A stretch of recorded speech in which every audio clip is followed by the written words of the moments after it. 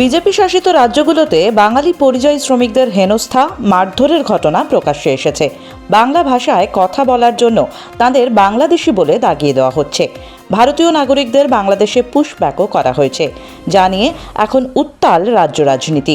তৃণমূল সাংসদ অভিষেক বন্দ্যোপাধ্যায় প্রশ্ন করেছিলেন, দেশে কতজন পরিযায়ী শ্রমিক? বাঙালি শ্রমিকরা ভিন রাজ্যে কি নিরাপদ? কতজন হেনস্থার শিকার হয়েছেন এবং কেন্দ্র সরকার কী পদক্ষেপ নিচ্ছে? জবাবে কেন্দ্র জানিয়েছে, ই শ্রম পোর্টালে নথিভুক্ত শ্রমিকের সংখ্যা 30,98,00,000।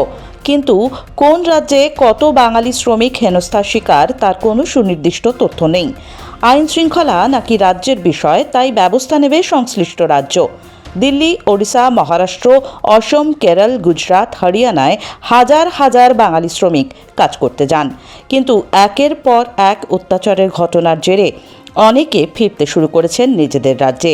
যদিও বিজেপি নেতারা এই অভিযোগ মানতে নারাজ। তাহলে কেন এই প্রশ্নের জবাব এড়িয়ে গেল কেন্দ্র, তা স্পষ্ট নয়।